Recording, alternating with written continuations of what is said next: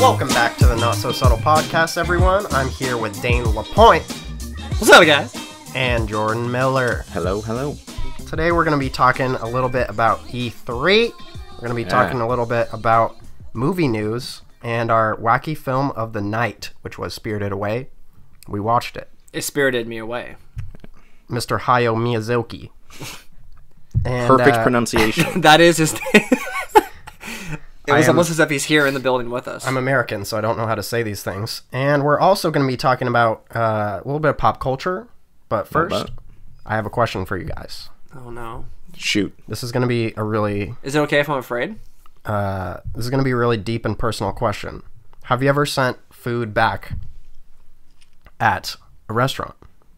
And, like, this means, like, it wasn't very good, you know? Right. Like, you weren't feeling it. Yeah, it wasn't bad. Or, no. It was bad, but Sure. it wasn't wrong. Like, they didn't mess it up. You just felt like you needed to send it back because you were just like, I'm not paying for this. Are you saying that to differentiate between, like you got, like, hair in your having food sent or food back if there was something wrong? Like, have you done that? Because it sounded like you were trying to push those out of the... Well, because I feel like that's completely warranted. Like, that's not very interesting. Just, like, true, You send, like, if you don't get what you ordered, you're not just going to be like... Well, yeah. Are you talking, like, what if there's, like, a fingernail or, like, hair in your food? Does that count, like, what you're saying, or is that off the table? I mean, what do you guys think? Like... I mean... So, the only story the reason I ask is the only story I really have... Let's see. No, yeah, the only story I have about this, really, that I can think of, like, right this second, is at, it was at Claim Jumper with my parents. And, this was probably... 20 years ago. It was That's approximately... incredibly weird that it was Claim Jumper, because I have a story about Claim Jumper also. Really? Into this. Yes. So, it was... You might have told me that before, actually, but, it was when I was in, like... It was probably junior high. I was, like, not quite a youngin', but, like, old enough to realize when, like, shit's going bad. When you've been wrong. Yeah, like, when I was old enough to be offended. Mm-hmm. It was at Claim Jumper. We ordered... It was nachos. That's what it was. We ordered nachos. Wow, if you're about to tell me they fucked up nachos, I'm going to be a sad man. Kraft singles. Spoiler, they fucked up nachos. No, so yeah, we ordered nachos, and I know for a fact that there was multiple large clumps of hair in the nachos. What? Like not clumps as in like a you know, you pull it out of like a toilet clump kind of thing, but there was like multiple strands and pieces of hair like all over the food. Are we talking like what's that? Like human, enough like human cake or like hair cake? Hair cake from Filthy Frank. Man, shout out. that was bad. Is that the kind of No, not that bad, but it was noticeable. Like multiple. It wasn't like one. You know, like sometimes at a restaurant you'll pull out like one piece of hair and you're like, that's gross, or like you'll see it in like a side dish you have and you're like, oh, I won't eat that. I didn't order hair. Yeah, like I didn't order hair, but this was like, it was enough to be like, whoa, okay, like someone fucked up here. Yeah. And so, and I want to say there was something else wrong too. It was like cold or something. Like it was like not undercooked, but and that it was the just straw lukewarm. that broke the camel's back. Yeah, and it's like no, it's like I could deal with the hair, but now it's lukewarm. No, but I'll eat hair. The straw was worst comes to worst. The straw on the back was actually there was guacamole on the nachos, and they had to go right back to the kitchen. The straw that broke the camel's back was that there was an actual straw wrapper, and no. You said that pretty seriously. No, yeah. So it was just multiple things. I remember. Like, this wasn't the first time they had messed up something at Claim Jumper, because I remember on multiple occasions that we've, like, sent food back at Claim Jumper. And my parents aren't, like they don't do that kind of stuff, like, lightly. Like, it's like, if something's wrong or something's not going well, like, then they'll do it. And it's only ever happened at Claim Jumper that I can think of. The fish wasn't cooked in the dishwasher. Right. Like, if it was cooked in a legitimate, you know, cooking method, like on, like, a pan or, like, barbecue or something, like, no. Get that shit out of here. Dishwasher only. Dishwasher safe. That's it. Alton Brown turns in his grave every time someone. It's not dead.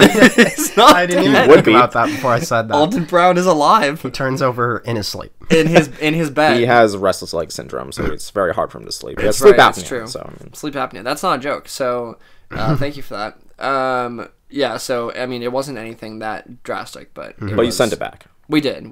We sent it back, and we talked to the manager actually. Wow. Because that was actually the straw that broke the camel's back, because it's happened before at Claim Jumper. Did you get a free meal out of it? I think we did, but we stopped going there. I mean, For they shut quite a down, while. so I mean, I mean, that was recently though. This was a long time ago. This was like probably like 7 years ago, like or more. fair enough. Yeah. They figured out that hair is not what is on the menu. Right. Once we found out that it was just a mainstay and the nachos, like no more nachos. It's like, well, we made the mistake this time. We ordered the nachos. And with hair there's again. been other problems too. Like, I think one time it was always nachos, dude. Like, I don't know why we didn't learn our lesson, but I'm pretty sure one time like there was just, the cardinal sin of making nachos is putting too many ingredients on the top layer of nachos. Yeah. And not getting anything on the bottom.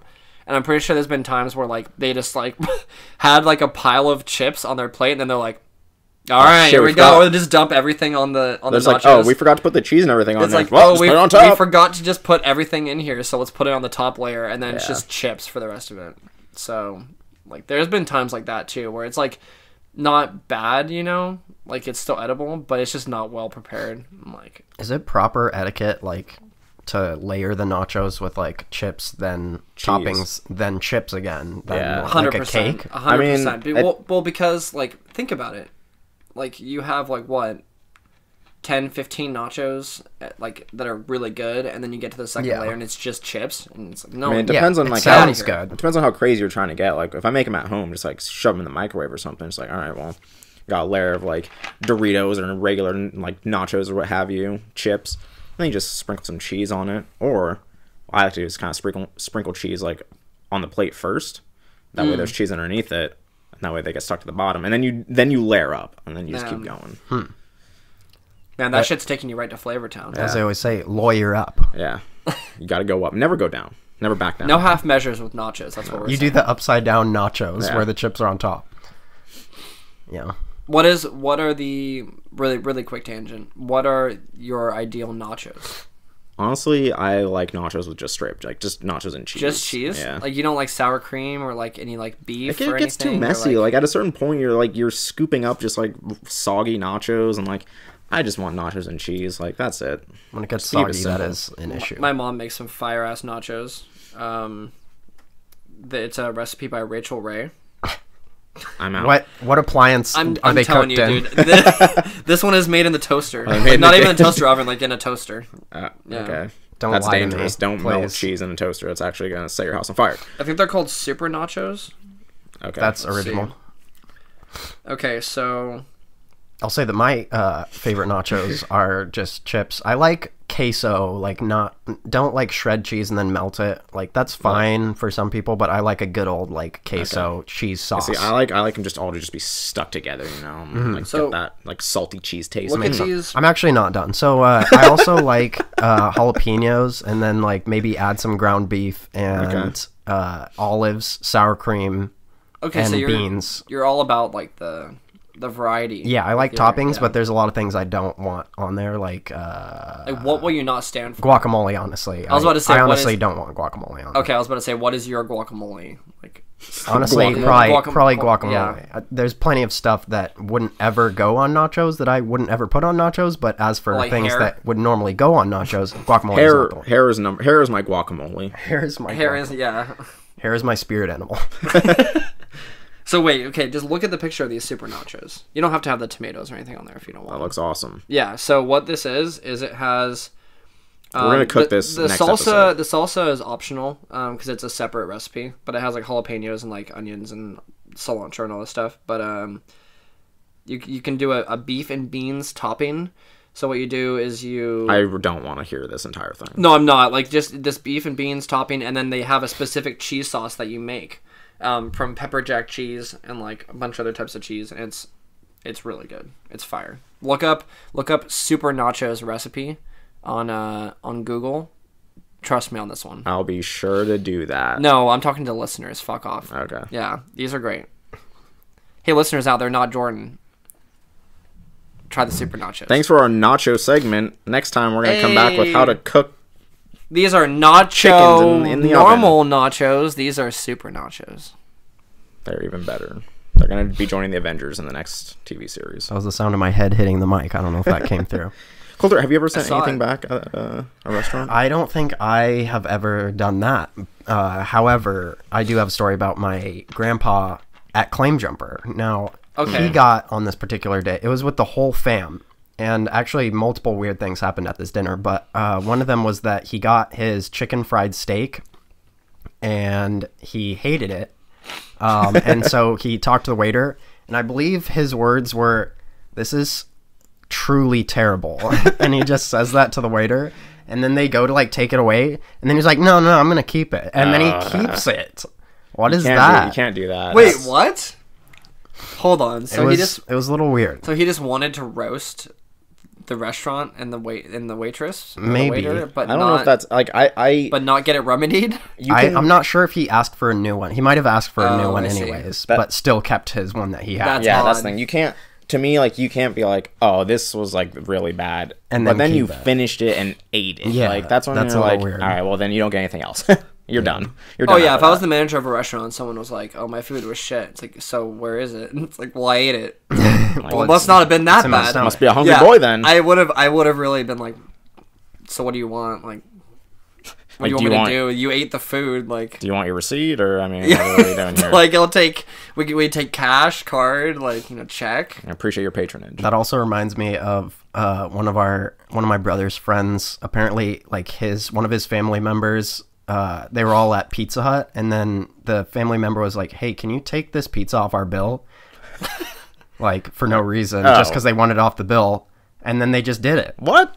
with Oh, you like told me no about questions this. or Yeah, I whatever. remember this. It's like, yes, sir. It's like that's pretty savage. like, yeah. That is savage. That's pretty legit. Yeah. I mean, that's I ballsy. wouldn't do that, and I don't condone that. No, but yeah. that's hilarious. Like I wouldn't do like I haven't ever sent anything back, mostly because I just have like a really weird like social anxiety of like making like the waiter or the restaurant just feel really bad. I'm just like, oh, that's fine. That's Like, not I'll just weird put though. it I mean, back. that's like like- that's normal. I like, think. oh, this is kind of cool. It's like, fuck it, I'll eat it. The I don't want to make this awkward between me and the waiter now. The problem is when people don't have that like function in them and they just cause problems. Yeah. Like that's when stuff happens. Like I just avoid it. It's like, it's food. It's fine. Yeah. I ate it. It's okay. I'll eat something else if I'm really not that. I'm not too upset about it. Right. I feel like there's been like once or twice though when I get my food and it's like I actually don't like this and I am wasting my money. Like I feel like there Yeah. could be a point where it's so bad that I actually am like I'm not going to pay for this. Like I've never had it like that bad though, and also like I'm not super like picky with eating, so I'll just eat it. Like yeah, you'll I'll stuff just do it. Yeah, I'll I take mean, I one. get that, but I also think that, and also I've never done that either that I can think of. Like 99% positive, I've never done that. But I would probably, like, I would be more prone to doing that now than I was when I was younger because it's my money. I mean, most of the time when that would happen, like, most of the time I'm eating nowadays out, it's mostly, like, with friends or, like, by myself or whatever. So I would probably be more open to doing that nowadays, but Yeah. I still don't think that it would take a lot. Yeah, It would take a hell of a lot for me to send food back for sure. or ask for like my money back or something. Yeah, I just don't want to get into that like confrontation. It's just gonna be so awkward. It's the same thing with movies because I know you can just ask for like your money back after seeing a movie. Yeah. And the only time I've ever wanted to do that honestly was Suicide Squad.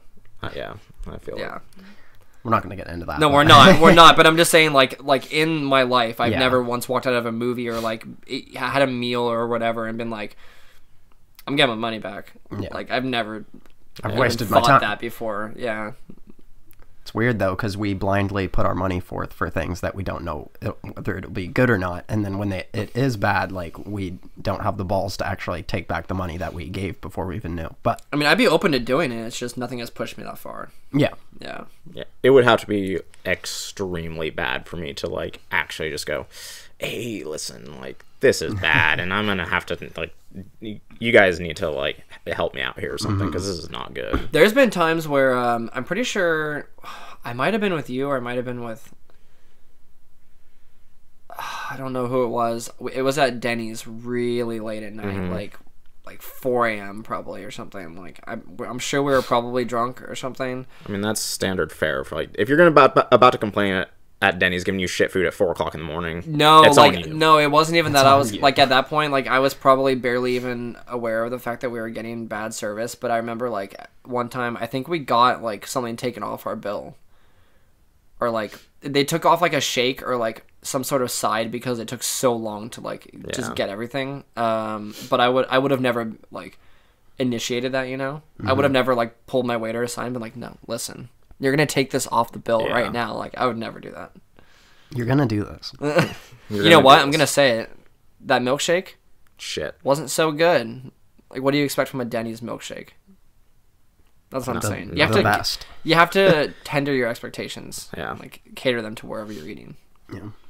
Also, I was gonna say at that one meal where my grandpa sent that back, my little cousin threw up. I was gonna say you said other weird things happened. Yeah. The plot thickens. I'm not sure exactly why he might have been sick, but yeah, he threw up like in the middle of the table, and like Okay. it was just a fun time.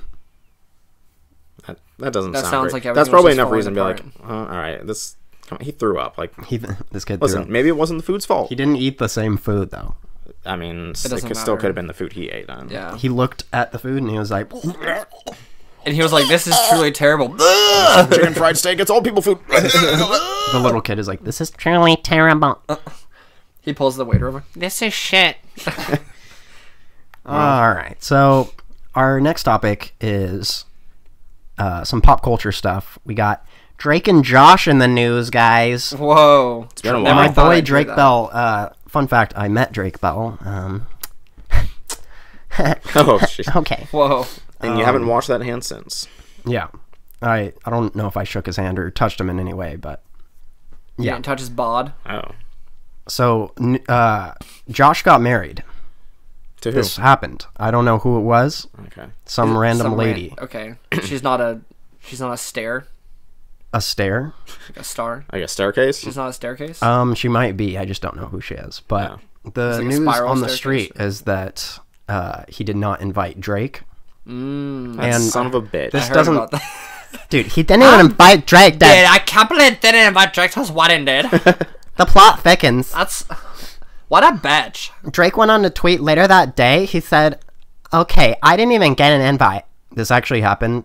Drake tweeted, like, so I don't get invited to the wedding. Like, okay, ties officially cut. Like, Wow. he said, like, Damn. Oh, so he went public with it. he went public, and then he later deleted those tweets. I can't remember exactly what he said, but he did say ties officially cut.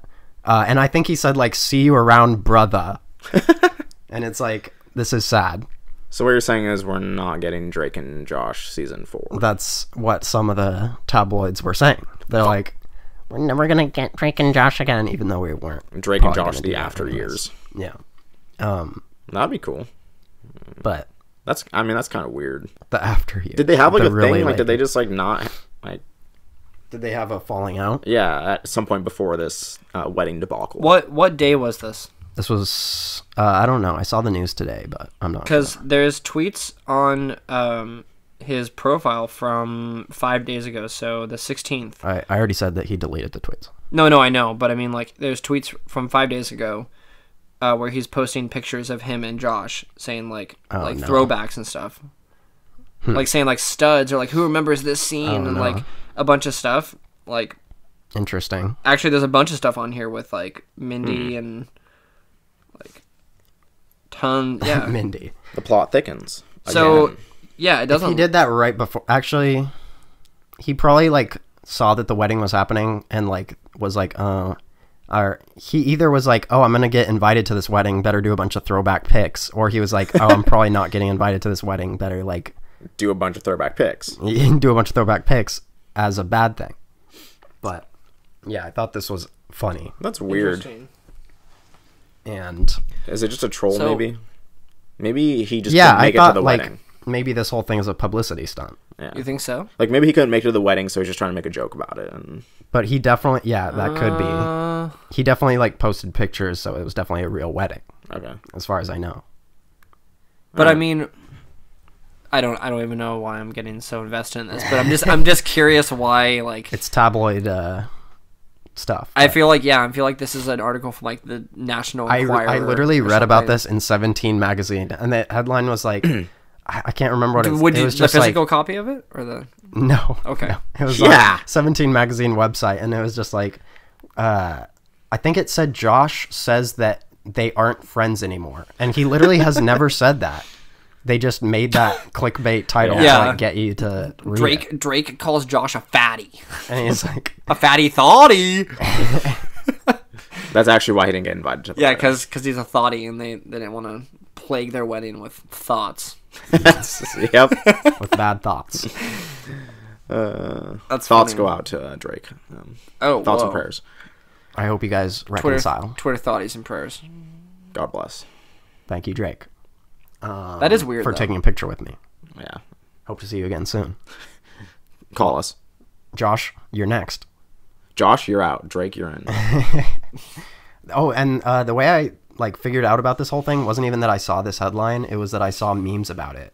Yeah, that makes sense. I saw 2 memes. I saw a the way I found out about it was I'm pretty sure it was a Facebook post, like a news article, and it had a picture of I think that Josh either tweeted or put on Instagram or something of like him and his wife and like some people there, like the groom and bridesmaids or whatever, and then a picture above it was Drake's tweet, like something about like, oh, you know, like he like I think Drake like quoted the tweet or whatever, and he said like, oh yeah, like when you're not invited to the wedding, you know, like something like you know it's over or something like that. Yeah, that was his It's like, tweets. what the hell?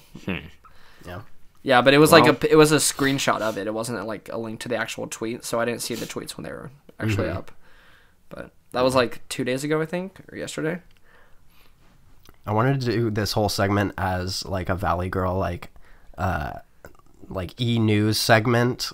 Oh, you But should You have started done off it. that way. It would have been real difficult to continue that through this entire segment. Yeah, and I think also I would've I been- didn't really find a good in, and I was worried I would be like too offensive or something like I that. would have. Yeah. I mean, for the sake of improv, I would have said yes, and I would have done it.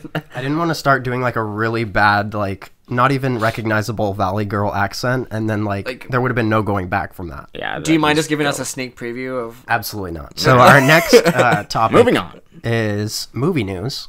So it was announced yesterday. This is actually very sad for Star Wars fans, of which we all are. It's upsetting.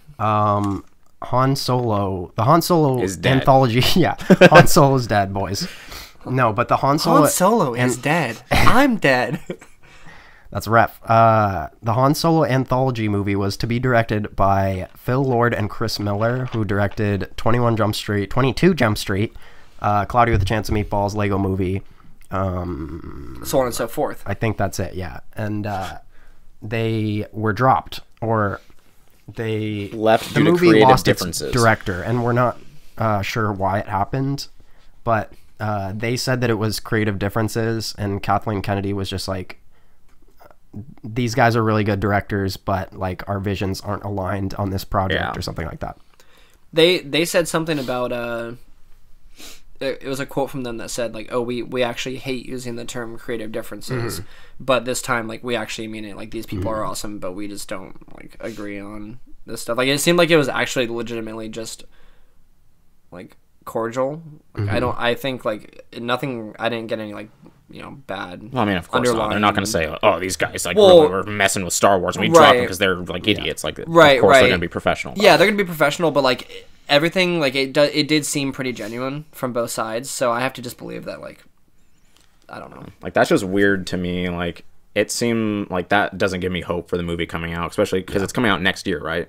Yeah, it's So here's the thing. 2018 is episode 8. 2019. Wait, yeah, May 2019 is Han Solo. So the end what's of coming out this year then? Episode 8. Okay, so it's coming out next year. Oh, you're May right. 18. You're right. I'm sorry. Okay. May 2018. Yeah, sorry. But this is the interesting part. The movie started production in January. So they were about to be done with principal photography and Yeah. like just everything pretty much. It said they're about By, 2 like- weeks like out 2 from 3 weeks, something like that. principal photography being finished. So that's the part that concerns me. Yeah, Like it's when I read very that, I weird actually that- felt like concerned. I felt a little concerned. Yeah, 'cause- it's very weird, and it's indicative of a larger problem we have going on with the Star Wars movies at this point. And let's be clear that we have no idea why they left. this- It could be this just is completely- speculation. Yeah, but oh yeah. it's been happening recently where people like, because Rogue One had all sorts of creative problems and stuff like this. Bunch There of are all sorts of reshoots. reshoots, and like the trailer had a ton of scenes that weren't in the final movie, and so it seems like, and all these movies like thus far have been really corporate. It seems like Yeah. they're trying to be as safe and like, I don't know, just dumbed down as much as possible. That's like exactly what I was gonna say. It's like what worries me is that the like Rogue One and this Han Solo movie, like because they were like the directors were dropped because of creative differences. Like, okay, well these people were taking this in a direction that like Disney or corporate didn't want them to, which is like exciting to me. Like I want to see them do that. That's the And then- narrative that we're and then they say, thinking. oh, you know what? Like we can't, no, this is like too. You can't do this to Han Solo. You can't do this to Star Wars. Like we have to reel it back now. And then that's when we get like a weird, like that's when the movies don't become as good as they like could be. Yeah. I feel like that's. What's I honestly happening. trust them much more than I trust like Kathleen Kennedy and like the Star Wars like Yeah. company right now. Well, because I have a feeling, if I had to just guess on what was happening, I have a feeling that these two dudos, they're not brothers, they're just friends. I think they're just friends, yeah. Okay, yeah, so I think they were probably taking it in like a wacky, like, not like heist movie like Rogue One, but like a buddy cop, kind of like more humorous or like light-hearted tone. If That would be they're- my personal yeah. guess. Because I feel like they nailed that aspect really well in 21 and 22 Jump Street. That's like all their movies have been like that thus far. So Yeah, that would be, and like yeah, super clever writing and like very fun. very subversive of their like genres and everything. Mm-hmm. So I feel like they probably would have turned Han Solo and Star Wars on its head a little bit, which would be cool to see. But also I feel like pretty much exactly what you said, like that might be not necessarily it's too much of a risk because people will literally go see whatever Star Wars movie that comes out, but I think they have their hand in the soup, Yeah. if you will, a little too much at Yeah. this point. It just annoyed me a lot because it gave me a lot of hope for the new movie because these guys are really good at taking like a thing, like a already established franchise and like just breathing new life into it. Yeah. And that's a huge thing for me with these Star Wars movies because they've not been as exciting as the old ones. So like I was really pumped, and they'd been announced for like 2 years. So we had been like looking forward to this for so long. I'm gonna cry. No, I'm just kidding. I'm totally kidding. Colter, you're welling up. No, but Get a fucking tissue. this was gonna be really good, and now we don't know if it's gonna be good. But they've left their mark on the movie. Like they've probably like written the whole movie. Yeah, They I mean, they're not can't going to like reshoot the whole like entire film at this point. Like, they're probably going to reshoot some scenes, but Okay, the but movie then is there why would they get rid of them? yeah, because I don't they know, man. like If they had part of the stuff gotten- they wanted to finish was like, no, we're not going to let you go this far. Like, they're not going to make a completely different movie at this point. It's too late. Well, no, but movie's not gonna do you come think out this in is May going to be 18th. an Edgar Wright Ant-Man situation? What is that? So Edgar Wright was originally the director for Ant-Man, and he had pretty much written the entire script and filmed. I don't think it was to the extent of this movie. I could be completely off on this. Yeah, I don't think it was to the extent of this No, movie. it wasn't like months and months of like almost completion on the film or anything like that. But he left his marks on a lot of parts of Ant-Man and most of the script. So, which I feel like was actually pretty strong on Ant-Man.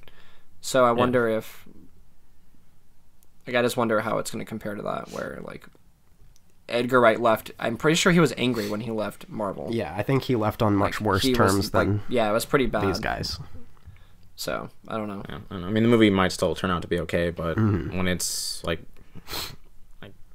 it's not going to be like a perfect, like you can't make the movie like a perfect movie after like making it this far and then just dropping like the directors like that. That's just. I was about to say, I feel like it's gonna, if anything, it'll feel a little stilted at this point. I mean, and just kind of. If Which it's is, again, really upsetting because Yeah. the No, I previous know. movies haven't been that good. yeah. I'm agreeing. Yeah.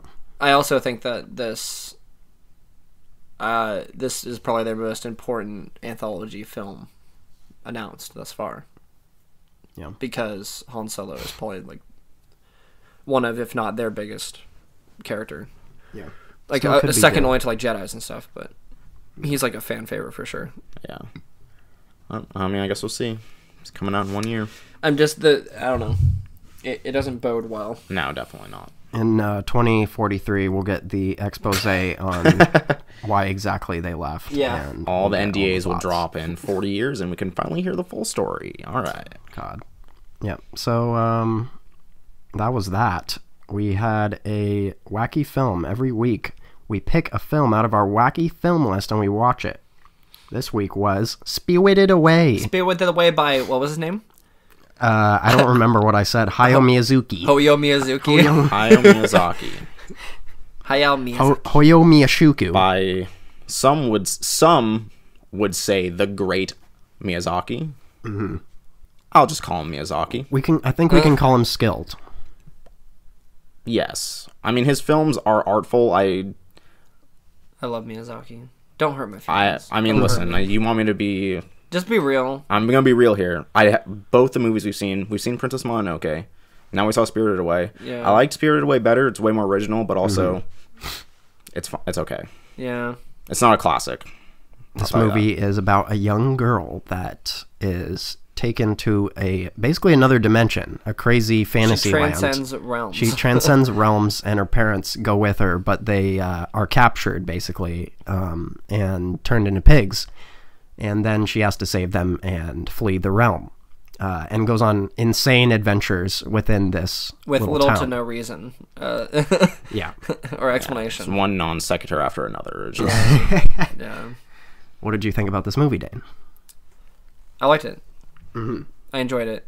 It was very charming, as are most of Miyazaki's movies. I don't think so. I saw this movie on, I want to say it was like Cartoon Network or on like Adult Disney Swim Channel. or Toonami or something like that when I was younger, and I saw probably let's see. I definitely saw like her parents turn into pigs. I saw probably like the first third. Like I didn't see any of the stuff past where she was working at the bathhouse and like right. like the middle of the movie essentially. I didn't see any of that stuff. So maybe like the first like half hour, 40 minutes or something. But it's good. I mean, I still love the animation. I thought the music was great, especially on this one. I feel like the music are the top things on Princess Mononoke, and in this, like, the music is what got It's me so the good. entire. Like, the animation is fine. It looks good. It's still dated, and like now you can find things that looks way more detailed than what's in there right now. It still looks really nice, but Yeah. like I also the just music like is what's been keeping me like interested in it because it's usually it's carries really it. good. yeah, the music is amazing. The classic like Studio Ghibli like Miyazaki art style I really enjoy. Like the same one they had in like Ni no Kuni and like pretty much every movie up until recently they've been releasing ones that he hasn't worked on that looks a little bit different, but like that classic sort of retro art style is awesome. Like I really enjoy the character models and like how much detail there is on like books and like windows and like everything in the frame looks so good. Like you could just like you could pause the movie anywhere and it would look just fantastic, which is cool. There's a lot of care put into it. Yeah, like the whole, it's not like Scooby-Doo where you're, I'm comparing it to No, it's absolutely not. It's not like Scooby-Doo. That's guys, nothing like Scooby-Doo. It's not really like Scooby-Doo. No, but I just mean like Guys, this how isn't in really like Scooby-Doo, SpongeBob. it's just like they're walking down a hallway, there's nothing like on screen, and then there's like a thing on the floor that like looks like it stands Yeah. off, and then like they pick that thing up, and you're like, oh, they're obviously going to pick Yeah, that thing like- up because it's like heavily because it's drawn. detailed. Yeah. Or they're walking through a hallway and you see like 4 doors, but they're all just painted into the wall, and then it's like, oh well, here's the one door that's highly detailed that's obviously about to open. Yeah. Yeah. So Yeah, no, there's it's none of that definitely in like this. It's like every single like little thing is detailed, even if it doesn't like move. Yeah. Even if it's not moving or it has like any importance to the scene, it's like exquisitely detailed and drawn. Like, yeah, I just think these movies are a joy to watch and look at for me. Yeah, I really liked this movie. Or wait, excuse me. Wow. I liked this movie a lot better than Princess Mononoke. I think the style of it carries it, like the music and like the cuteness of it. charm It's of it. It's very charming. like it's very cutesy, and like the childlike nature of the whole thing is like something that everyone can relate to. So that definitely carries it. And there's some funny stuff, like there's some slapstick comedy that works pretty well actually, and like the character models and everything are interesting, and yeah, so I liked it a lot better, but it's still just like it's a dream. Basically, the whole movie is just a dream, and I don't want to say like a fever dream because it's not all like a nightmare situation. But there are nightmare situations. There are nightmare There are situations. some It's like weird- half fever dream, half just dream. Yeah. And just random stuff happens just because they like, just because it'll look cool or they they deemed think it it'll so. happen. That's to me, this movie seemed a lot more style, and like there's no like consequence or substance in the movie at all. Like at the end of the movie, they're literally, it might as well just been, I woke up, it was a dream, and now I'm just going home, and it's like, oh, well, I mean, she did something, but it she wasn't. learned to like not be as scared. It wasn't set up. Like, Yeah, I great. feel like she like it was kind of a not coming of age, but she left that world better than she entered it for sure. Like, sure, but also like there was no like at the end of the movie, like I was just kind of disappointed that none of like they built up a cool arc with No Face, whatever that like dark monster is. And then they just like leave him in the pasture, and it's like, oh, just go live with Granny. So and then weird. we'll never like talk. Like you were like the antagonist for like the entire movie, and now you're just nothing. Yeah, I like, definitely there's thought no- he was gonna like teach a lesson. Or There was just no resolution in that movie at all, other than like even like Haku, like the boy that she is trying to rescue the entire time, is like, oh, I can't go with you. I'm just gonna stay here and like not be. And then he just says like, I'm just not gonna be your apprentice anymore. And it's like, what does Get that a mean? job. What are you doing? Like where are you going? You're just leaving. Like everyone just leaves. That's the moral of the story. Everyone leaves you. Don't be happy. Spirited Away. so you're gonna get spirited away. So yeah, I mean, I think this movie's. I thought it was good. I don't know if I would put it up there with my favorite Miyazaki movies. Like I like it a lot, but I really like Howl's Moving Castle is a good one. I think that one you guys might actually enjoy it because there's like a clear arc and like consequences, and like it's a little bit darker. Kiki's Delivery Service is really good. My Neighbor Totoro, like a lot of those are like a little more cutesy in their appearance, but there's like underlying like darker stuff that happens. These are probably more like, I would say these are more safe probably.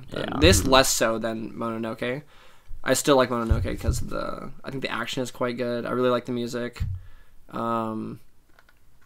Yeah, I mean, still the style and the charm definitely carries it for me. But I would say there are better Miyazaki movies out there than this one, in my opinion. I think there are better anime films, not by highly regarded Miyazaki. I feel like people have like elevated Miyazaki to this godlike status of like the lord of anime, and I've seen two of his highly rated. Don't say no. Everyone thinks that. I don't mean like, I don't think it's for anime. I think it's for animated films. Like, this is not, the people that think these movies are like godlike are not the same people who are watching like obscure anime movies. Okay. In some ways they probably are, but I feel like these are definitely more mainstream anime. This is like the anime that you're like, that someone in your family has probably heard of or could watch, and they'd be like, "Oh, that was a good movie." They don't say that's a good anime. Like, they don't compare it to any anime. It's just a good like animated film. I mean, it won an Oscar.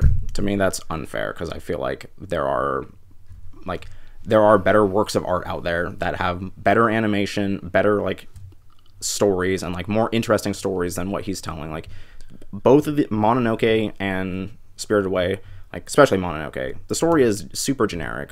Like this one we listened to in English too, that was also done a little earlier than Pocahontas.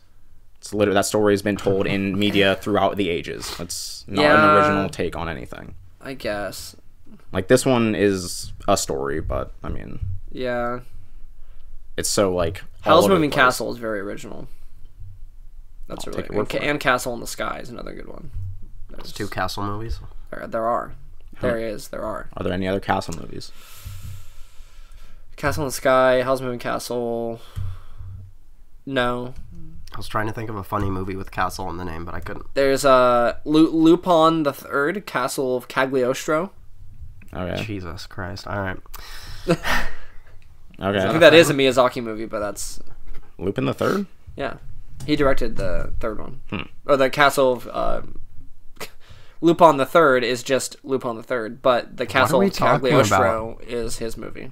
Is this an anime? Yeah. Okay. Yeah. There's actually a recent very Lupin famous the anime. Third that came out in 2012, which is really neat. The art style on that is amazing.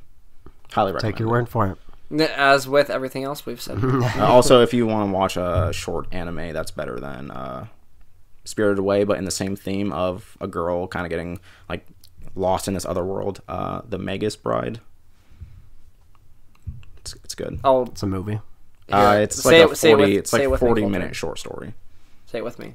I'll take your word yes. for it. Oh, Oh, no. I was gonna do. I'll say it. Yeah, for the Dane's sake like, of I'm gonna improv. get Jordan with his classic line that he says all the time.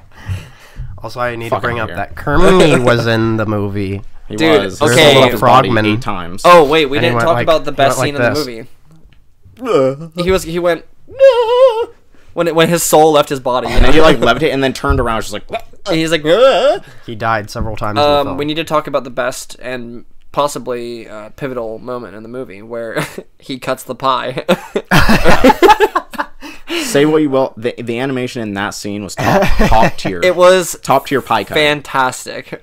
We had a lot of fun watching this movie. Actually, Yeah. I will say that. Lot of goofs. There's a scene partway towards, it's like probably 20 minutes before the movie ends, something like that, where a certain character is cutting a piece of cake or like pie or something, and it's the most satisfying animation I've ever seen of anything, probably my entire life. There's like 800 frames slices of it. animation in that Yeah. pie cutting sequence alone. where It's just like, he cuts a piece of pie and like the pie like bends. Yeah, the and, like, surface you of the see, pie like- bends to the knife as it Yeah, travels down. or the it was thing. it was a fork. It wasn't even Yeah, it was like a just a cutting fork. utensil. It was like he was just like, you know, when you're like trying to cut something with a fork and you have to push a little bit harder. Like it like clearly demonstrated. it's a very accurate representation of pie cutting with a fork. with It's yeah. This is amazing. I mean And if that you're- alone. If you're thinking that it was like a close up on this happening and that this was the focus, it was not at all. It was like Absolutely. He there was was. in the background while something else was being like I'm explained. pretty to sure us. there was like exposition Yeah, going there was on or something exposition. going on, and then like in the very like furthest like left corner of the screen, he's eating pie, just chilling, and like they put so much effort into that. It's so it was, good. It was incredible. his And we little were, plate with a little slice. yeah, on it, we were watching it, and I was like, "No, did you just see that pie?" We had to go back. And then you're like, "Wait, no, I didn't. We need to go back." And we actually I didn't see it. we rewinded the movie by like 20 seconds to go back and watch that scene, and Totally you were worth it. and And we're we very didn't satisfied regret with it. it. Regret it. We didn't regret it. No regrets. No regrets. no regrets. Have you guys seen that tattoo of that guy that Yeah, I spelled have it. regrets wrong? Thanks. It's a real tattoo. He made a mistake. No, what is it? Ragrets. Yeah. Yeah. Yep. All right. Well, And I'm pretty sure that wasn't real. That was from the movie with Jason Sudeikis. Yeah. what? Yeah, that wasn't a real Oh, that tattoo. was wait. Where the Millers, is that what Yeah, it was yeah. called? Oh, really? Or Meet the Millers. Because it looks or like a whatever it real is. photo. No, it's from that Well, movie. it's probably like a real tattoo. Or someone got a tattoo of that from that movie. Oh, but I that- guess that that might have makes been what it sense. was. But That's a bad life it's choice. still originated from that movie, I think. Probably. Yeah. So yeah. So that was our Wacky Wednesday film. Mm-hmm. What do we give it on the on our individual scales? This is tough. I feel like the binary scale doesn't work for this.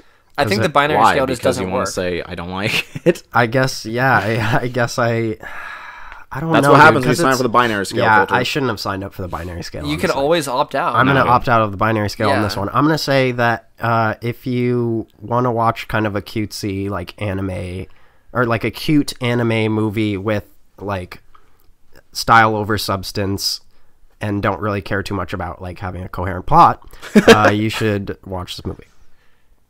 But if you don't want to sit through 2 hours of cutesy anime, It's then very long. It's a don't long do it. film. So real. I'm saying cutesy a little bit derogatorily. It was I liked Charming. the cute, like charming nature of the movie. So really, really fast. How do you feel like this compares to Disney movies in general that are like cutesy or like charming? I mean, Like- the like, cutesy you know, like- and charming elements stack up nicely, but they're also weird. so like It is doesn't very really play Japanese. for American. Yeah, it's Yeah. very Japanese, but all other elements don't hold up to like Yeah. classic Disney movies. Also, Okay. Yeah. I agree. I'm gonna give this, 6 beautiful pie cuts out of 9. hey, 6 out of okay. I'm gonna go with 3 Ryans out of 4. 3 Ryans out of 4. We're gonna go with let's see, 15 little soot balls Okay, out of 26. jeez, that's a bad score. it's not that good actually. No, out of 21. 20. Yeah. Yeah, It's there's so these basic. little like tiny little balls of fluff that had eyes and legs they're and soot. arms, and we just called them cities. Yeah, and they were possibly the most charming characters in the entire movie. I don't know about that. No, but they were pretty cool. I was a fan of the little sooties. Little, Yeah. little Little Twitter sooties. sooties. Huh? So we like to talk about video gomes on this podcast. Video What are gnomes. those? Video Gnomes Yeah. Videodromes. And by David Cronenberg. I'm going to ask you, Dane, what have you been playing? What have I been playing? Recently, I've been playing PUBG, of course, Players Unknown Battlegrounds. It's a staple in the library. Yeah, I mean that's just kind of like a go-to game right now. But I dove a little deeper into Tekken 7. I bought when I got back from California, and I'm pleased to say I think it might be my most beloved and favorite fighting game that I've played. Wow. Yeah, You're 'Cause- already making that judgment call. I'm like 10 hours in. I Which guess is that's not fair. which is not long for a fighting game because they're designed to be played for just hundreds of hours. But it kind of nails all the stuff that I've always wanted out of a fighting game because I've played Street Fighter. Let's see, Street Fighter 4, Street Fighter 4 Ultimate or Ultimate Street Fighter 4 or whatever, like Mortal Kombat, Marvel vs. Capcom, like all the big ones pretty much. But I never really played Tekken that much. But this really nails all of the things I want. It's very satisfying to look at. The animations are good. Yeah. The music is great. Like all the impacts feel really good when you're fighting. Rounds are fast. Like the moves are definitely like you can execute them if you're not like been playing Street Fighter for 15 years. If you're not just Fireburner. like yeah, if you're not Fireburner 76, just like spending day in and day out in practice mode, like quitting your job and like learning like crazy Street Fighter circular like analog stick movements and stuff, and like having to buy like a $400 fight pad and all this ridiculous stuff. Like I feel like I can actually pull off the moves with a little bit of practice and like understand like combo formats and stuff.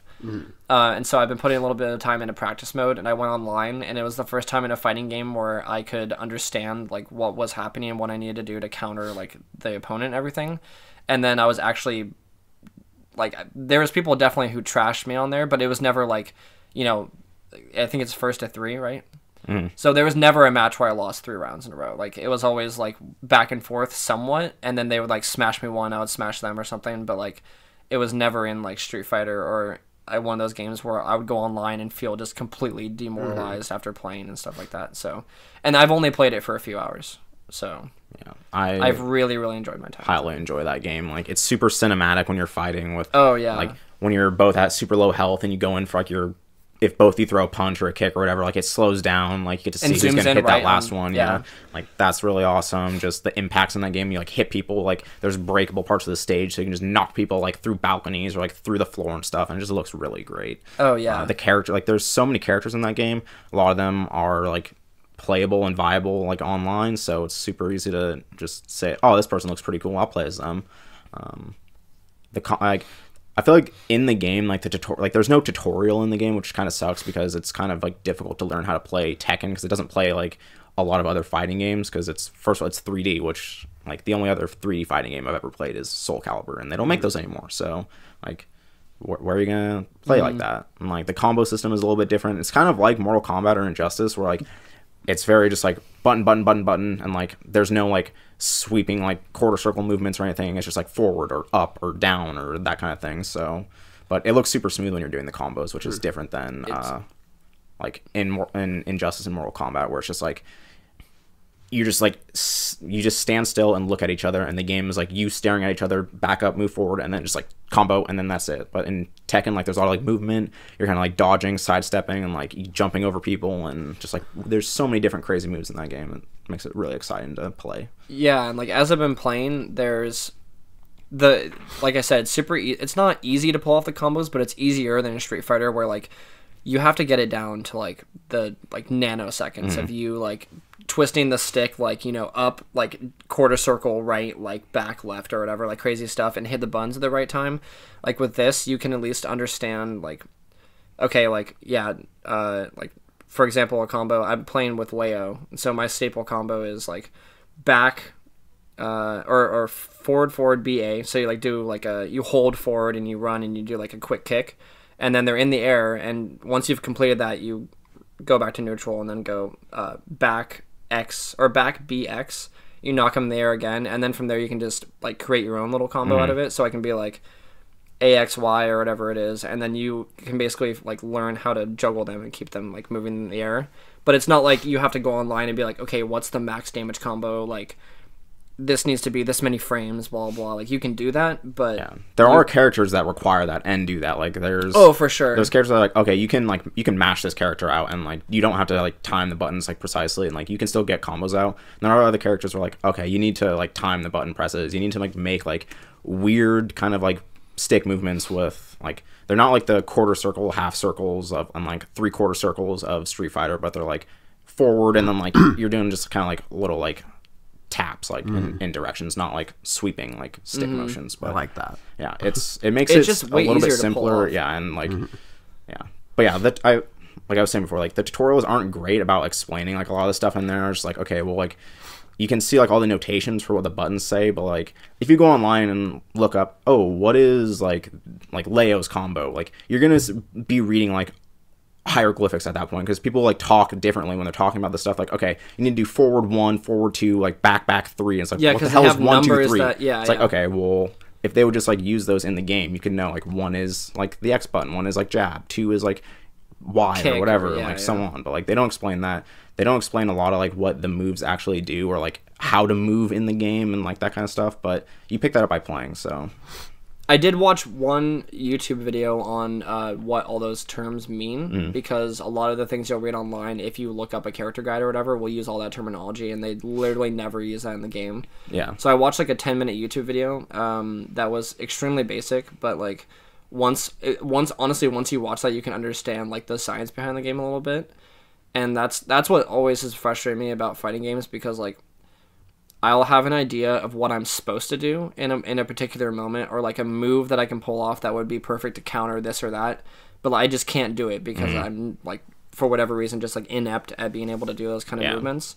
But now in Tekken, like I find myself actually really excited to go online and play, even if I'm getting trashed. Like I'm learning stuff as I play, and it's super fun to like. It's super satisfying. Cause like that happens to me a lot, because I was like switching around characters, like trying to find one that I wanted to play, and so like I'd play against people like, especially like Yoshimitsu in this game is like, he's like, the attacks that they do, like a lot of the times when someone's doing an attack, you can like read it and be like, oh well, this attack is gonna go low, so I gotta block low, and then you block it and you can counter them, punish them, or whatever. Like Yoshimitsu, like he's like unreadable, so he just does a bunch of like stupid like silly attacks that like don't have tells and like, stuff, so you don't know what's happening. Like, okay, like this is just ridiculous, like this guy's just cheap. And then like I was fighting some guy, I lost like 4 times in a row. I was like, well, I guess I'll just keep playing this guy. And then finally I was like, oh, okay, this is a counter to this, I know how to do this. And like that feels good after like 4 matches of losing in a row, finally being like, okay, I know how to counter this guy, and like this strategy is working. I beat this guy, he doesn't know what to do anymore, or like his strategy doesn't work at all. And like it's easy to after playing just to know and like learn how to counter, like just by watching like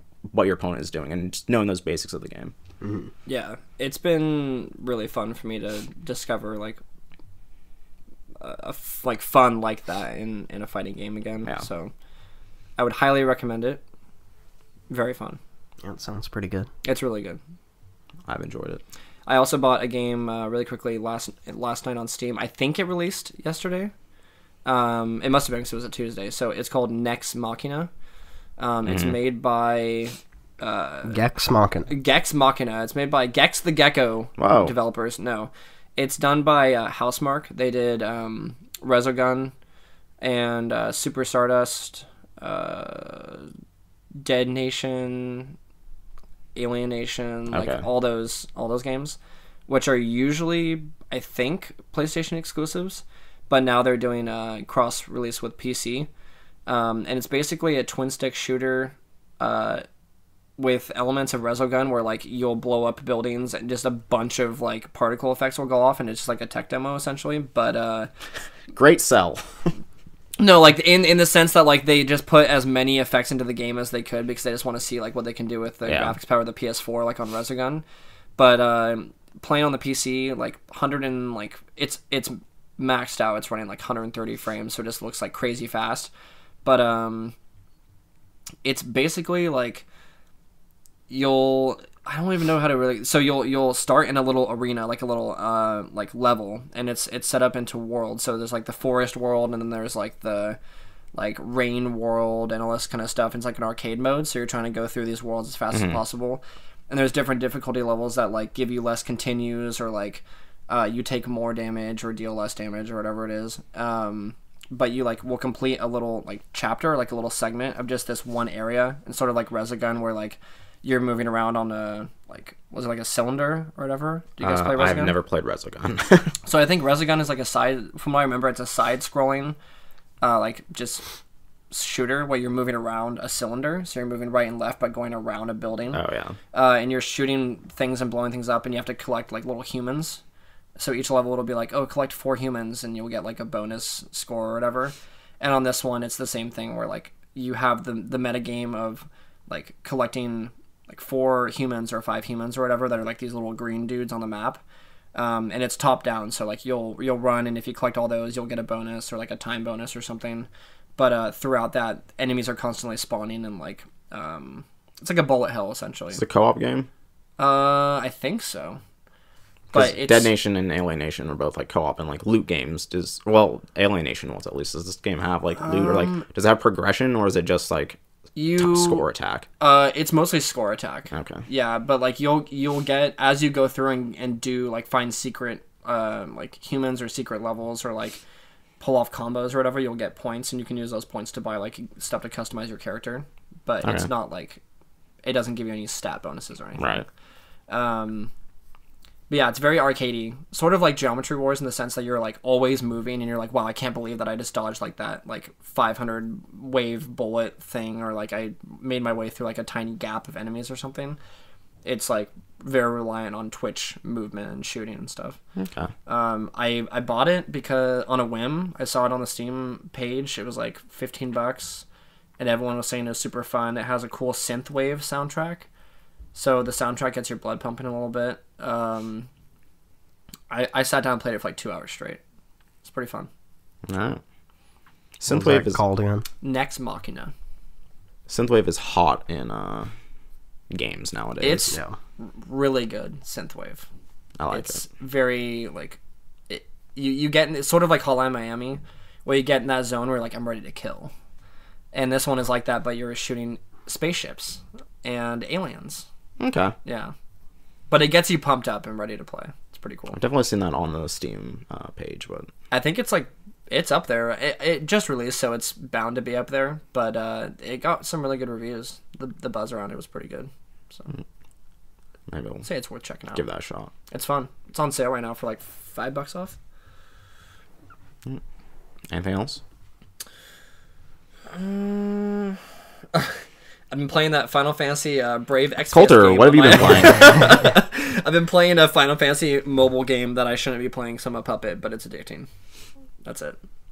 Got those jewels, or I don't It's know. one. many It's one crystals of do you have those. to Yeah. unlock your- It's Lapis. Your Thank you. 5-star character that you have. It's one of zero those chance- games that like I find myself playing when I'm in line for like coffee or like on break at work or whatever. Because it's but, not a like, game. It's just it's a button. not. You It's just not tap the really a screen. game, but like it's super satisfying to see Final Fantasy really a characters that I.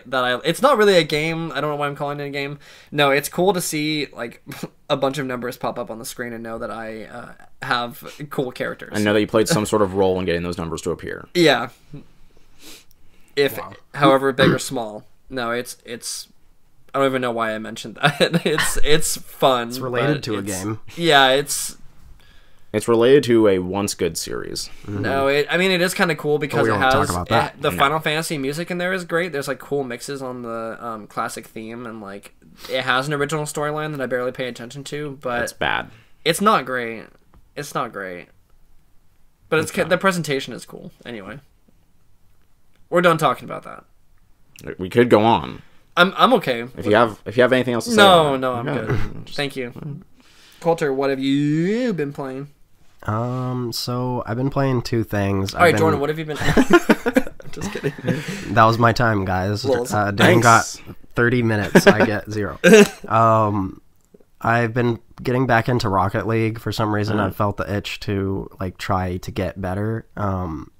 And I was in doubles, competitive doubles. I was at like silver, like 1 maybe. So there's silver 1, 2, 3, and then gold. And there's divisions. There's like 5 divisions within each of those. So I was like, I want to see if I can get to gold. And so I like made my way through. And then recently I got to gold 1. So that was exciting. Congrats, bro. For the record, Colter and I have placed 3rd at a regional tournament.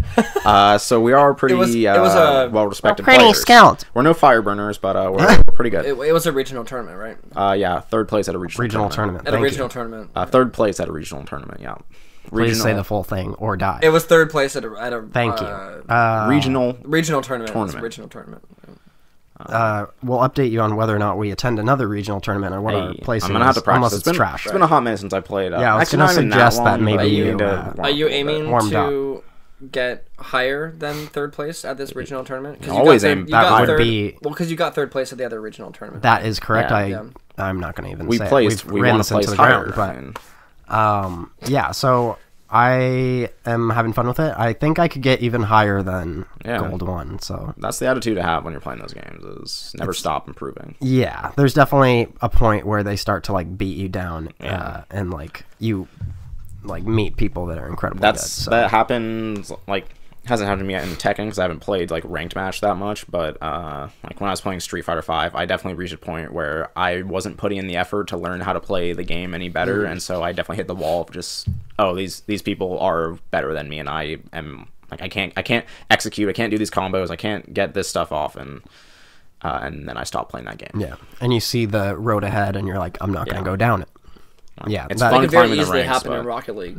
Any sure. competitive shooter or like competitive game nowadays, probably. You need to be really precise in Rocket League because you have a lot of chances to score, but if you don't capitalize on them, then it doesn't work. There's a lot of like techniques that I don't know how to do, like half flips and like flip resets and like aerial dribbles and stuff like that. And I know what they are because I've like seen people use them, but I just haven't done them. It would be really hard to like learn how to aerial dribble and stuff like that. So there was a point where I didn't know how to like fly or like boost through the air, and I was like, I'm never gonna learn how to do that. But then I just basically just started trying it, and then the thing. Now here I am, Fireburner-esque. At 3rd place at a regional tournament. Thank you. That's what I felt when I was playing like Rocket League. Like it was just like, oh, how are these people doing like these aerial shots? And it's like, just try it, and like you're gonna miss every so often. Times, you're gonna miss a lot, but then you start learning. Oh, okay, this is how I need to do it. This is when to jump in the air. This is when to boost, and like you literally will just have to like try those moves and then do it. Like, or when we're joking around, like, all right, well, no one interfere, and like you take the ball and dribble by yourself. Like, that's actually, those are learning experiences. Like, okay, how do I actually control the ball when I'm doing this? Like, how do I do these techniques? You just have to try it, and you'll fail a lot until you finally learn. It's definitely fun. Yeah. Do you think it has parallels with what we were talking about with Tekken, where you kind of find yourself like, because I played Rocket League too, but I'll be the first to say I'm not great at that game. I'll be the second. And I'll be the third. Boom! I'm not. Gotcha. I'm not great at that game. It's fun, but like, I guess what I mean is, do you think there's parallels there in terms of like on Tekken? I literally spent probably like 2 hours straight, just or more in practice mode. Just on like a slightly moving or even non-moving target, is learning like button inputs and stuff. And like counters. That's literally that's the key to Street Fighter. That's the key to Rocket League. Like you have to just play the game and do it. Like that. Like I feel like that's what turns a lot of people off of like Tekken or Street Fighter. Is they jump in and they're like, oh, like I played video games before. I know how to like I can like press these like one like combo like.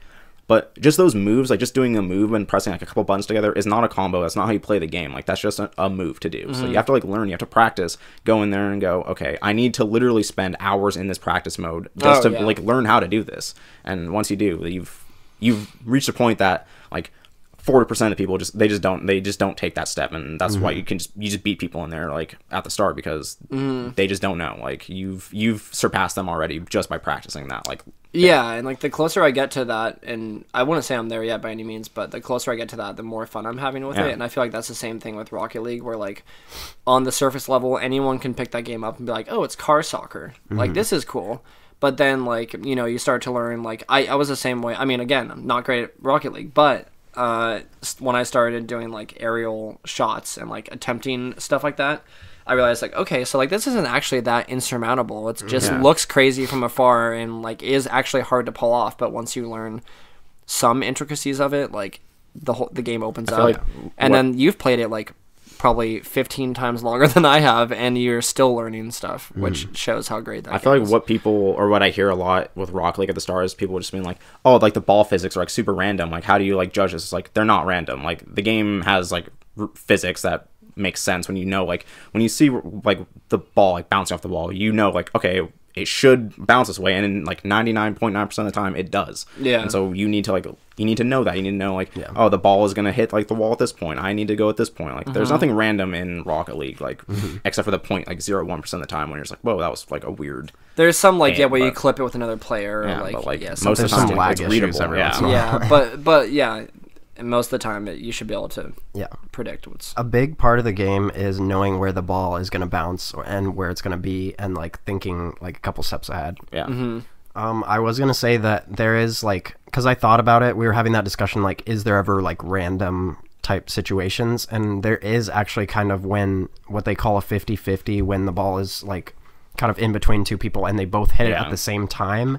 There's no way of knowing where it's. That's what I mean. Like when you clip it with another player, or like a teammate or something. But that's different than seeing it like rolling and like knowing that it's gonna bounce like up this part of the wall and like go like this way. Like that's different than just like straight hitting the ball with another person, because you can't read that far ahead. Like or you could try, but it's a little hard. Anyways, the only other game I've been playing is I finally finished Zelda. Wow! Congratulations! Let's get a round of applause for me. Thank you.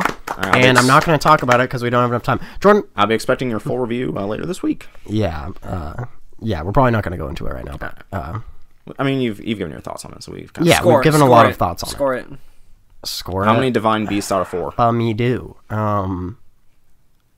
I mean, I don't like that really scale. How many Ganons out of Ganon? It has a lot of things that the other games didn't really have. How about this? So, like, how about this? Really fast. No score, but where does it place in your Zelda? Like where? It's the only Zelda game I've ever finished. Okay. Number 1 then. Okay.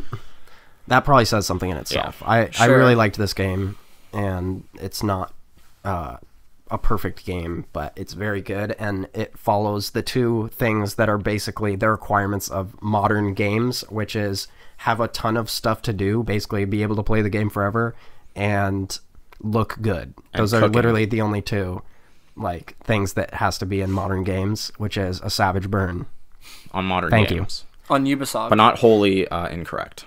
Yeah. So, those two things are extremely good, therefore it's a quite good game. There are other good things about it that transcend that, but we've discussed it, so anyways, I'll probably talk about it later. But Jordan, what have you been playing? Yeah, I haven't been playing a whole lot different than what Dane said for a lot of the player unknowns. Tekken,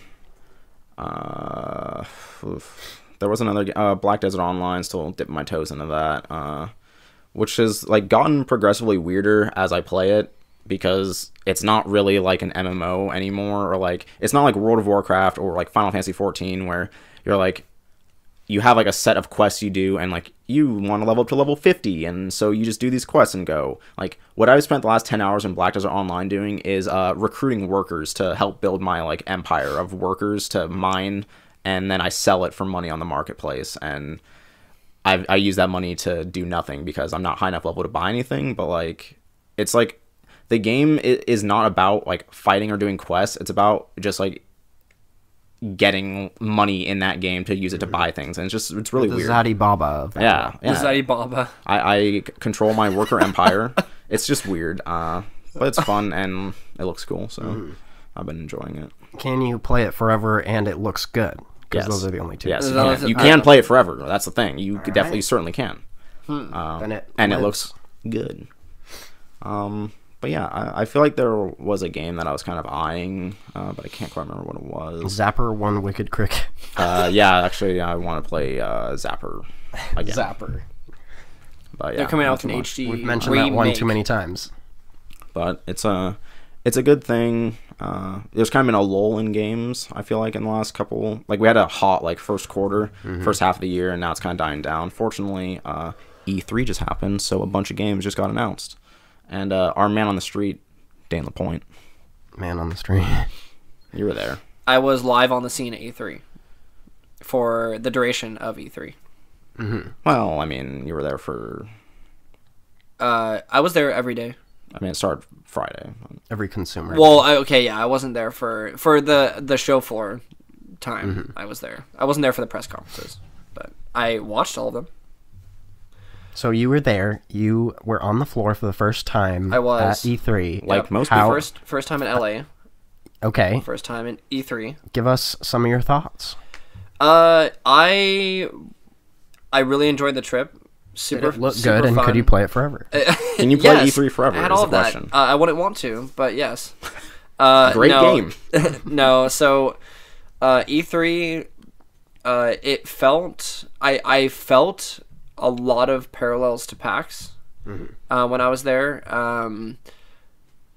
Mostly just in the way it was set up and how many lines there were, because there were lines for everything that I wanted to play at all hours of the day for Ever. forever. Like yeah, I mean, I could have spent probably an entire day just waiting to play Call of Duty. No joke. Like, I literally got there at like the show floor opened at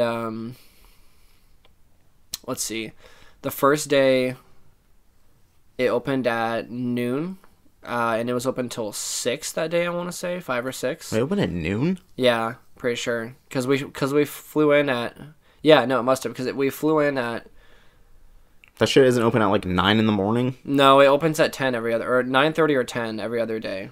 But it was 12 the first day on Tuesday, and we flew in. It must have been because we flew in at like 9 something and we got from the airport to the convention center at probably around like 10:30 or like 10 something, and we it wasn't open yet. Huh. So I'm positive that day was noon. So yeah, once we got in there, we were like, all right, let's go play. Like we went straight to the first off, the line to get in to E3 that day was like an hour plus long to get into the convention center. Not even to get to the show floor, but just to get into the building. I feel like everything I heard about E3 was that they let not even that they let too many people in, but they were not ready to have this many people oh no, the press plus all the people in the public to play these games. there were so every many people there. horror story I heard was oh yeah, I waited 6 hours in line to play X game. It's Pretty much always heard that though. Like, TBH. that's not okay. I'm not it's kidding. not I acceptable. literally got in on, what was it? It must have been Wednesday, the second day. We got in there at it opened at 10. I think we were there at noon, 11:30 or something like that, because we got breakfast and we're exploring around the convention center a little bit and finding out where all the stuff was before we decided what to do, which we should have just gone straight to something. But we went to the Activision booth, which was just massive, so many screens and just game consoles to play. The line was still 6 hours to play either Destiny or Call of Duty, 6 hours plus. Yeah. And they're you can wait in line, but there's no guarantee you'll play it. It was they literally said that. I Thanks. was yeah, I don't know about that. So it was a little upsetting. I can be realistic. It was a little upsetting because I didn't get to play as much as I wanted to. What did you get to play? I got to play. So a lot of the stuff I waited in line for also just wasn't playable. Demos. Evil Within 2 wasn't playable, but they had a like interactive haunted house that you walk through, like a little like a couple hallways that you walk through, and as you're going through, there's these like paintings. They look like paintings, but they have screens on them, and it plays like a scene from Evil Within 2, and then like gameplay and cutscenes, and then it shows like one of them when you first walk in, there's like this screen that you're watching, and it's like a flashback or whatever to when like his daughter like dies in a fire in the house or some crazy stuff. Sure.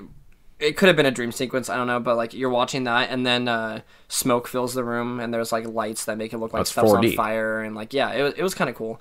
And you go through and you look at all these different pieces, and there's like lights and different effects every time you go through there. So that was something that like you may not see at PAX nowadays, because like the production values for everything, like the sets and like just things that were happening at E3 were like tenfold, like anything I've seen. I feel like the only time I've ever seen anything close to that was maybe like last year when like they had the Resident Evil like mansion, like house. Oh, so that was cool. Like that was like cool. The biggest like set I had seen there. There was other time like the Dragon Age one. The Dragon Age one, there was like that giant like arc like dinosaur there, and like but like no. They did have Dishonored, like a little museum type of deal with. No, that's true. That's true. Set. So that was close to something that you would see at E3, like.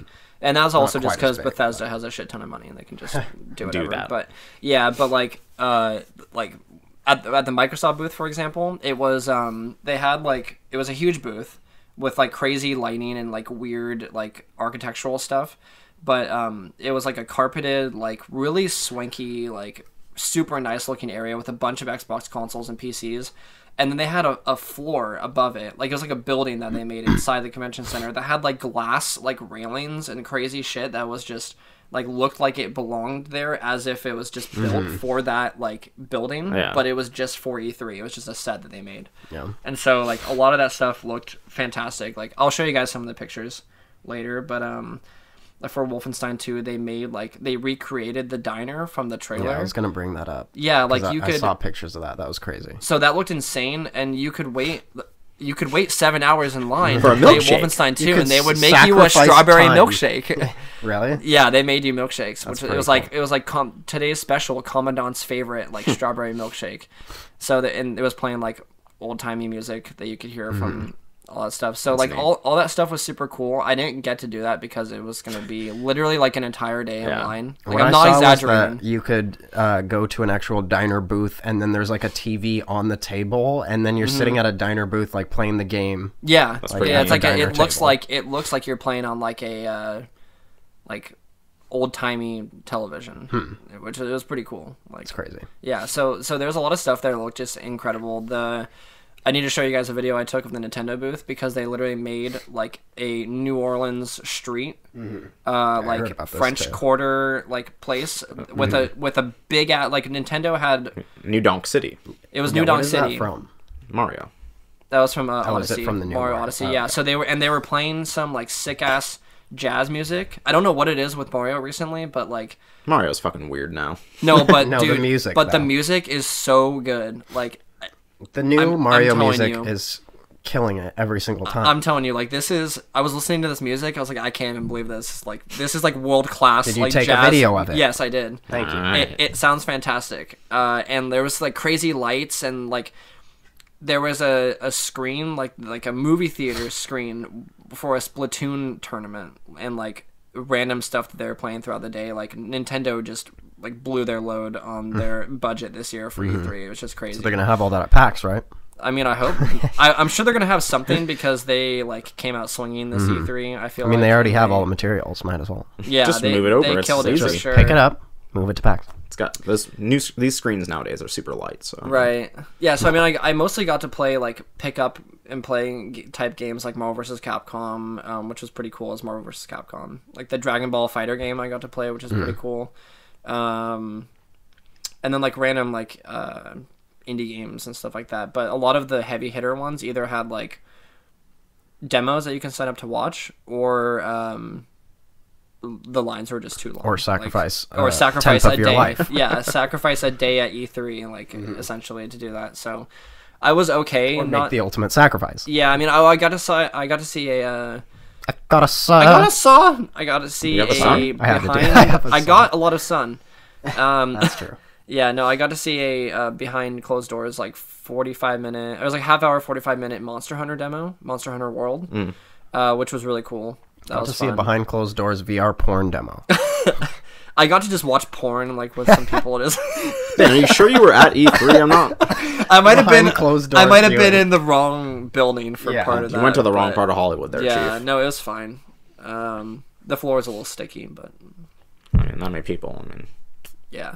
No, so yeah, I mean the experience was fun.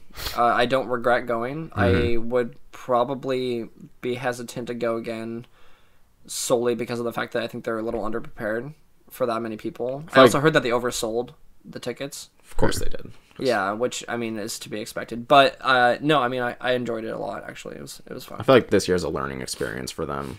Yeah. I also I don't regret going. before like I hadn't heard of anything like going on. Like I feel like they weren't prepared for the people, and they didn't like prepare the people for what was happening. Like Yeah. just like I wanted to know what it was going to be like if you bought a ticket and went in there, and like I couldn't find that information. Like, Yeah. it wasn't there. Yeah. They didn't tell you what you're gonna get. Yeah.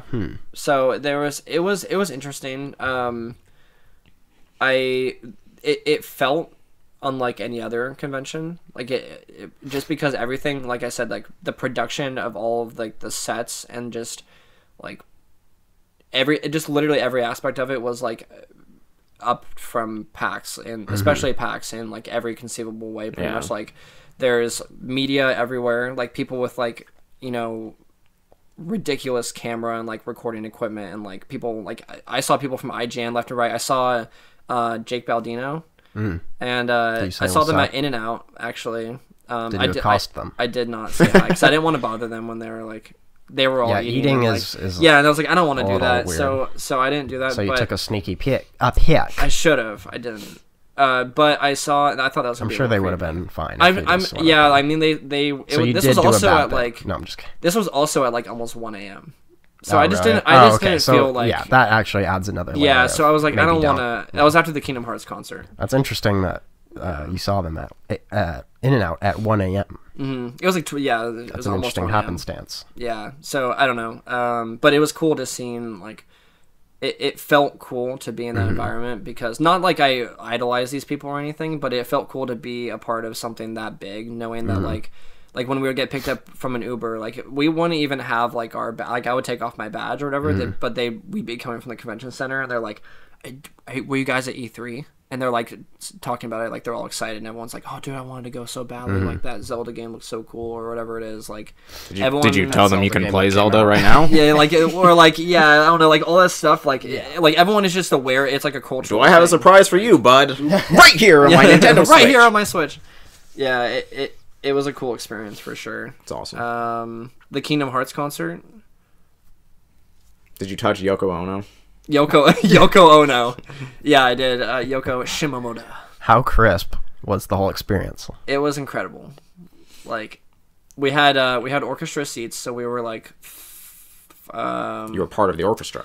we were in the orchestra. I sat next to a cello player, just like chilling. The cellist. The cellist. Next to the pianist. We were like the pianist. I sat next to a pianist. Penis. Yeah, we were like 4 rows back, 4 or 5 rows back, and yeah, it was pretty good. It was pretty good. No, I mean it was. I almost cried. I'll be honest. Like I almost cried at certain points because like That's the fine. music is I so understand. like.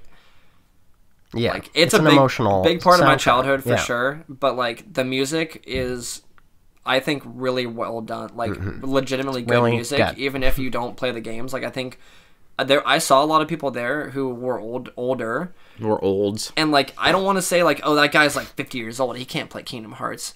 But it made me think that like I saw all ages there. Like I think anyone could really appreciate that music, even if you're not a big like video game player or Right. even like a big Kingdom Hearts fan. Like it's just really good like orchestrated music, Yeah. and good, well composed music. They played like all the stuff I wanted to hear. They did like battle theme medleys. So they did like pretty much every world you can think of, they did the battle theme for it. I don't know if we need to go into the set list, but No, but like just a lot of they did a lot of the classic scenes. She came on stage at the end and like played piano herself for the final song, which was Hikari, which is like the main like big theme of Kingdom Hearts. Like, yeah, it was quite cool. And then surprise guest Tetsuya Nomura walked on stage at the end and like said like, "Oh, you guys are gonna like the announcement next month for Kingdom Hearts." When he at walked out, D23, thank you. how big were his shoes when he walked out? They were normal size. He was slightly dressed as Noctis. He was slightly dressed as Noctis. His hair wasn't. I was gonna say special guest Soa walked out. Soa. special guest Mickey Mouse. Soa walked out with his big ass shoes. Did you guys hear about the guys that snuck into E3 on Reddit? I heard about that. Yeah. There was just two dudes that wanted to get in, so they dressed up as waiters, like catering guys. Was this Hitman? These guys just sneak in here like this? Yeah. What? They didn't actually even, because I think they went into the parking garage and they like couldn't get in that way. Like they demanded too much information or something like that. And then they were just like, all right, well, let's see about just the front gate. And then apparently only like 1 out of 4 badges were being scanned like at the door or something. That's actually like a news story I read recently. It was like how like not that it was unsafe at E3, but how like they were really lax with like protocol like going through there and stuff, which is weird because like those conventions are pretty like I remember at PAX like all the time like before you even walk through the gates, there's like turn the badge around. Yeah, I need to see the badge. So. Oh, they did that. Okay. They did that here too, and they asked for like to see my ID at one point.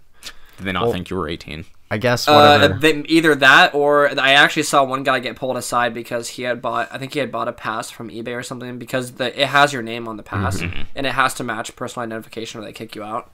And like I saw some guy getting pulled aside and like a convention like security like Enforcers. henchman Big was Black. like Hey, was saying like, hey, you don't. Wow, that no was skating here. Big Black is dead. Big Black. Big Black is dead. I'm dead. That's too soon. I was also going to say real quick, I saw that you went to the Grove, which I heard about.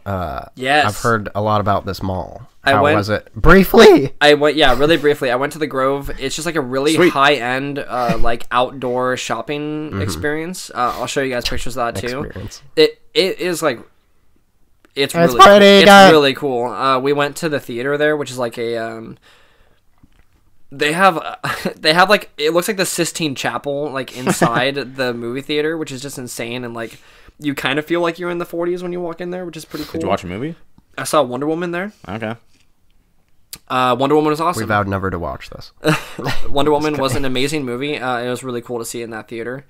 But yeah, it was really fun exploring LA. We also went to Westfield Mall, which is near Beverly Hills.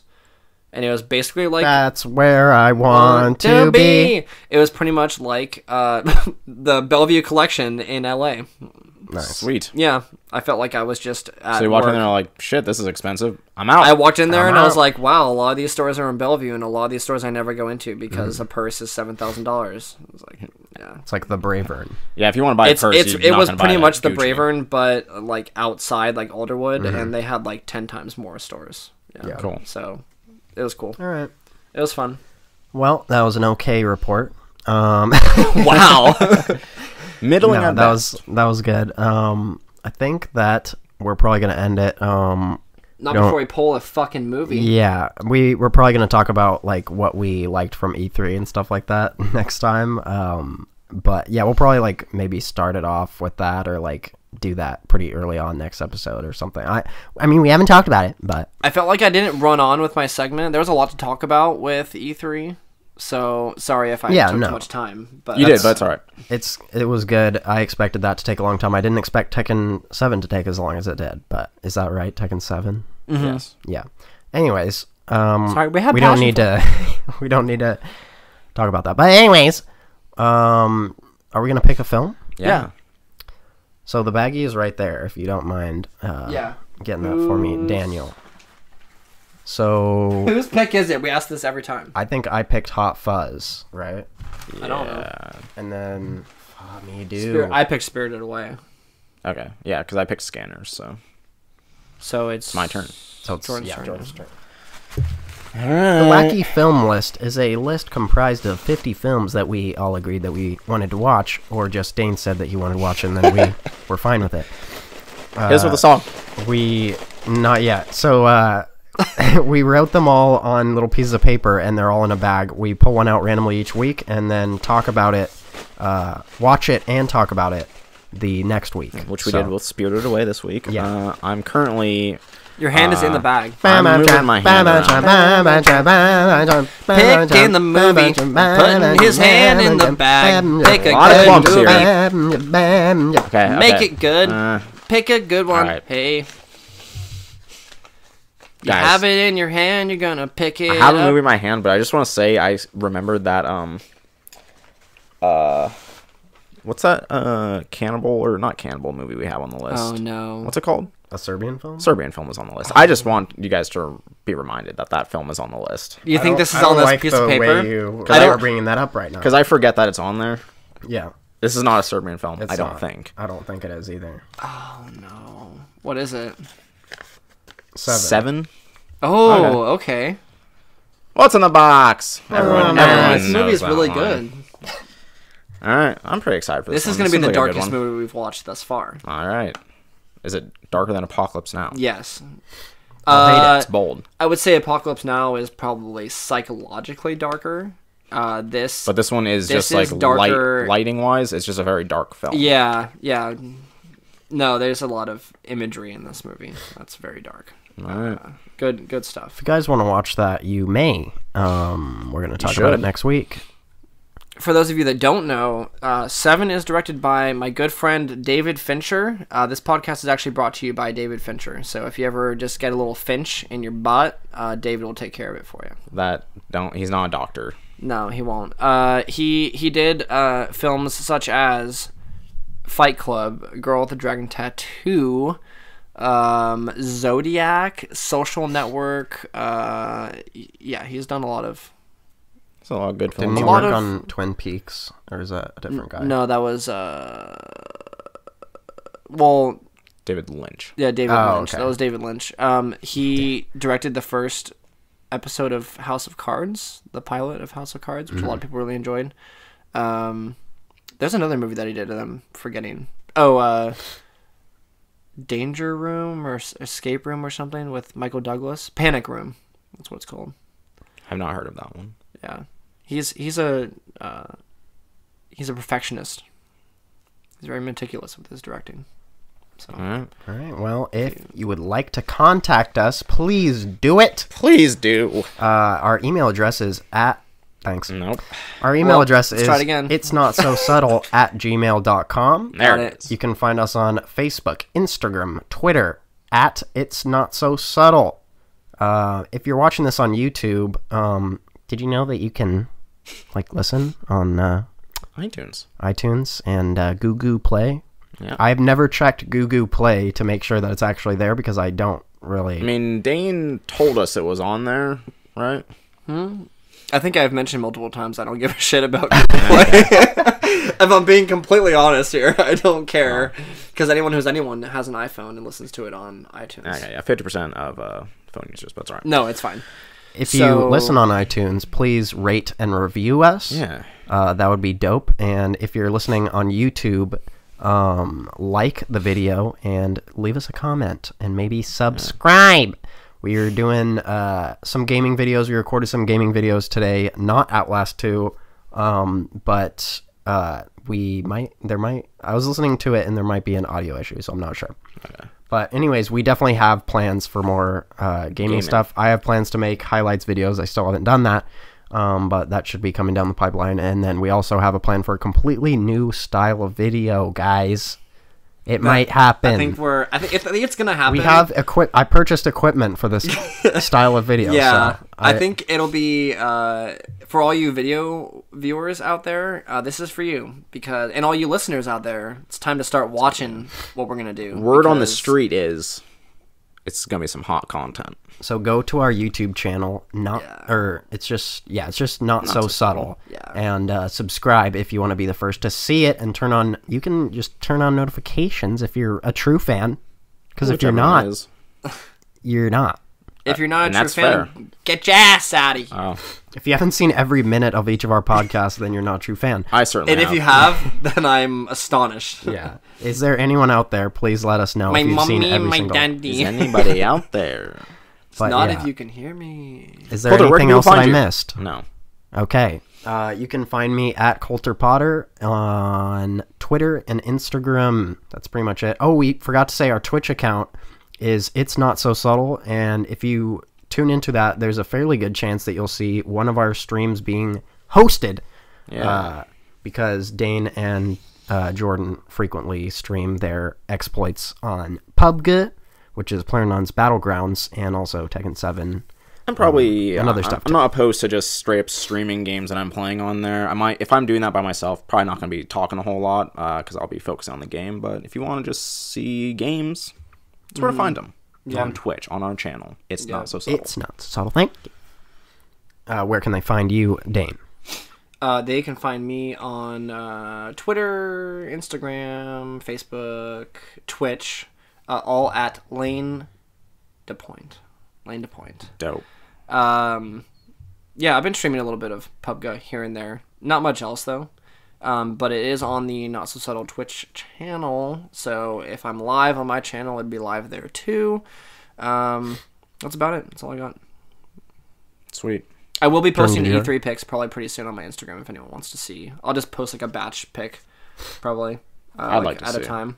I'll show you guys some after the podcast, but I might also do a Facebook album, and I might share it on the. I'll probably share it on the Not So Subtle page, because I took a lot of pics and some videos. I didn't bring my GoPro, so I'm gonna put you on blast. We said that there was gonna be some content. I know. Where's the content? I fucked up. I was gonna bring my GoPro, and I packed it at like 3 a.m. and was extremely tired and half asleep, and I didn't bring it, which I was upset about. But I took some videos and I took a lot of pictures, so there will be stuff to look at. I just won't have any sick footage. Really, for like a videos montage are or just something. pictures just put together. So if you just take all your pictures and put them together and like flip through them, Right? Yeah, like really fast, Flip-O-Rama. and it'll look like someone's like bouncing like a ball or something on the. at E3, yeah, that's what I was hoping for. Yeah, for yeah. the footage, yeah. No. Jordan, Where can they find you, Jordan? Yeah. You can find me on Twitter, on Instagram, on video Pinterest. game sites. I don't have a Pinterest. You should though. No. At the Killamilla Also on iTunes, there's a guy on with iTunes. Your, You can see some guy who has my name if you need to know how to spell it. It's on there. And the review. and they left a review for. Yeah, our it was a really nice one, podcast. honestly. Yeah. It was really nice. I know Yeah, a lot it of people was make great. fun of that because I thought it was like pretty tongue in cheek, and I think that's obvious. But yeah, so the Killamilla. If you want to see my Tumblr, where I reblog some gifs of my own creation, sometimes, most of the time, and others, anime stuff as well. That's Tenzo-Taicho. And yeah. Oh, and you know, on Twitch, the Killamilla also, if you want to see me streaming PUBG, Tekken, other video games. You can also Video just games. straight up go to It's Not So Subtle and see me streaming Is that. it ever not anime on Tumblr? It's video games sometimes, but mostly it's like anime-ified anime-ified video games usually. So It touches the schoolgirl cat girls in some way. a lot of cat girls on there, I'll be honest. A lot of Gundam, Mobile Suit, Mecha in general. Is it Mobile Suit or Gundam? Both? So Mobile Suit is technically the And that's our robot. podcast, guys. Alright, so Thank thanks you for for tuning in. watching. Gundam is actually just a specific type of robot. We really I really- appreciate. Okay, me and Dane are just gonna say the exact same. I thought thing. we were gonna. I mean, for the sake of improv, I was just gonna go with it, but we're saying the same thing. We So just take it away. We just Colter. like held hands and just like spoke at the So same basically, time. all Gundams are mobile suits, but not all mobile suits are Gundams. Thank you. Right.